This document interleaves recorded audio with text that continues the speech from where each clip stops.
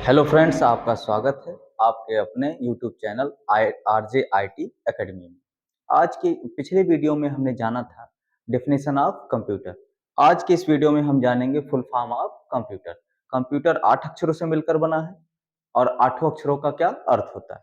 जैसे किसी व्यक्ति का नाम उसके गुणों, उसके विशेषताओं पे पड़ता है, उसी के कारण उसी तरीके से कंप्यूटर को कंप्यूटर कहा गया। तो उसमें 8 अक्षर है और 8 अक्षरों का क्या अर्थ होता है, उसके बारे में हम इस वीडियो में जानेंगे।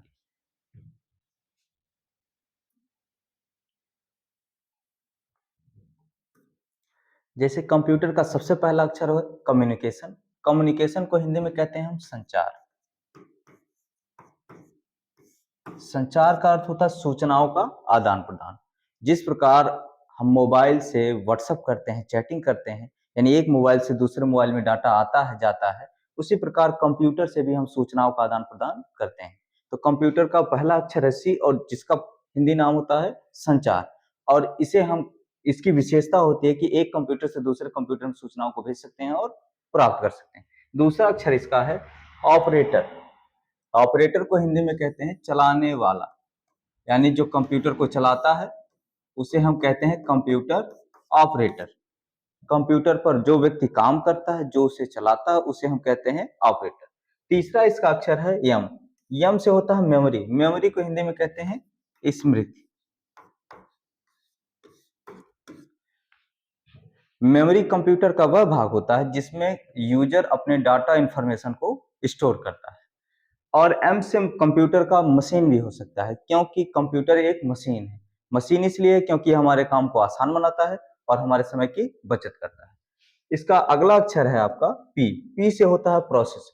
प्रोसेस को हिंदी में कहते हैं संगणना।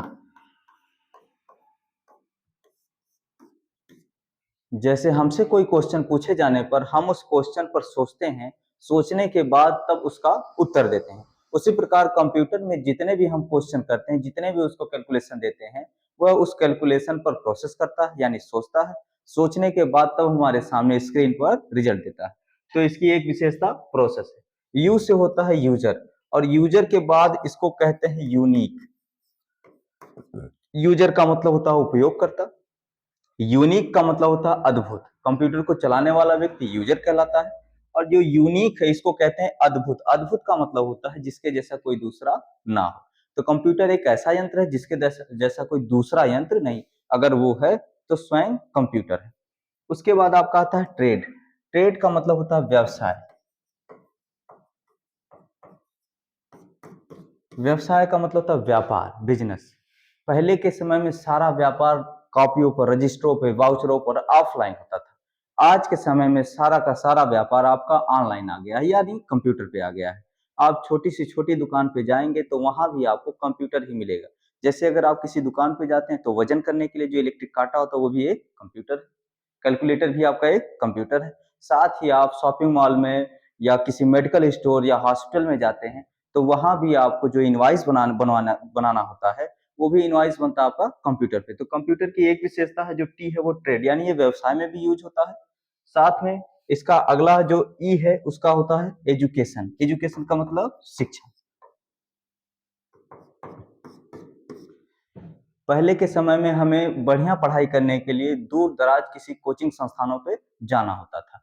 तो दूर दराज किसी कोचिंग संस्थानों पे जाने के लिए हमें वहां पर जाना होता था, ऑफलाइन तैयारी करनी होती थी, जिसके लिए हमारे पास पर्याप्त संसाधन होने चाहिए थे, यानी खर्चा भी अधिक आता था। लेकिन आज के समय में कंप्यूटर युग में हम किसी कोचिंग में ऑफलाइन वहां जाने के बजाय डायरेक्ट उसी कोचिंग के ऑनलाइन प्लेटफॉर्म से घर बैठे ज्ञान प्राप्त कर सकते हैं।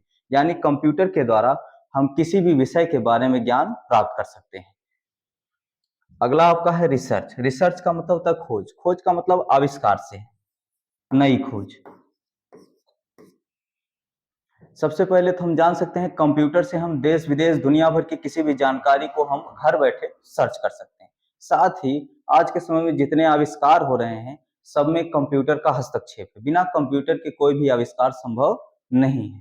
तो ये कंप्यूटर के 8 अक्षर हैं और 8 अक्षरों का अपना अलग अलग अर्थ होता है, इसीलिए कंप्यूटर को कंप्यूटर कहा जाता है। सी से आपका है कम्युनिकेशन। कम्युनिकेशन का मतलब संचार। संचार का मतलब होता है सूचनाओं का आदान प्रदान। कंप्यूटर के द्वारा सूचना भेजी भी जाती है और प्राप्त की भी जाती है। उसके बाद ओ से होता है ऑपरेटर। ऑपरेटर का मतलब चलाने वाला। कंप्यूटर चलाने वाले व्यक्ति को हम कंप्यूटर ऑपरेटर कहते हैं। यहाँ तक कि वैकेंसियां भी जो आती हैं वो कंप्यूटर ऑपरेटर की है। उसके बाद होता है एम से मेमोरी। एम से मेमोरी भी हो सकता है, एम से मशीन भी हो सकता है। कंप्यूटर मशीन है क्योंकि वह हमारे कार्य को आसान बनाता है और हमारे समय की बचत करता है। और एम से मेमोरी है। मेमोरी का मतलब होता है स्मृति, कंप्यूटर का वह भाग जिसमें हम सूचनाएं और डाटा को स्टोर करते हैं उसे मेमोरी कहते हैं। पी से है प्रोसेस। प्रोसेस का मतलब होता है संगणना। संगणना का मतलब होता है सोचना और विचार करना। वैसे ही जैसे प्रकार हमसे क्वेश्चन पूछे जाने पर हम सोचते हैं, विचार करते हैं, उसी प्रकार कंप्यूटर को जो डाटा देते हैं उस पर वह सोचता विचार करता, उसी को कंप्यूटर भाषा में प्रोसेस कहते हैं और हिंदी में उसे संगणना कहते हैं। यू से होता है यूजर। यूजर को कहते हैं उपयोगकर्ता, यानी कंप्यूटर को चलाने वाला, कंप्यूटर को प्रयोग करने वाला व्यक्ति, उसे यूजर कहा जाता है। उसके बाद आपका आता है यू से ही यूनिक होता है। यूनिक का मतलब होता है अद्भुत, अनोखा, अद्वितीय, यानी जिसके जैसा कोई दूसरा ना हो।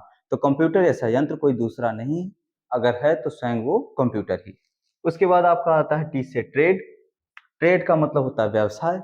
आज के समय में सभी व्यापार में कंप्यूटर का ही प्रयोग होता है। आज के समय में आप घर बैठे ऑनलाइन शॉपिंग कर सकते हैं, बहुत सारे प्लेटफॉर्म हैं। साथ ही आप जाएंगे किसी दुकान पर कोई सामान खरीदते हैं तो बिलिंग का काम भी आपके कंप्यूटर पे ही होता है और वजन का काम, इलेक्ट्रिक काटा जो वो भी आपका कंप्यूटर। साथ ही जोड़ घटाना करने के लिए दुकानदार कैलकुलेटर रखते हैं, वो भी आपका कंप्यूटर ही। तो कंप्यूटर का जो ये टी वाला शब्द है ट्रेड, ये भी आपका इसमें इसकी एक विशेषता है व्यापार। उसके बाद आपका आता है ई से एजुकेशन। एजुकेशन का मतलब होता है शिक्षा। घर बैठे हम दूर दराज किसी भी शिक्षक से ऑनलाइन प्लेटफॉर्म पे जुड़कर अपनी इच्छा अनुसार किसी भी विषय पर ज्ञान प्राप्त कर सकते हैं। लास्ट में आपका है रिसर्च। रिसर्च का मतलब होता है खोज, यानी कंप्यूटर के द्वारा नए नए विषयों पर हम खोज कर सकते हैं, नए नए आविष्कार हो रहे हैं और दुनिया भर में किसी भी जानकारी को हम खोज सकते हैं। आशा करते हैं आपको यह वीडियो पसंद आया होगा। अगर आपको इस वीडियो में कोई कमी लगती है तो आप हमारे कमेंट सेक्शन में कमेंट करके बता सकते हैं। धन्यवाद।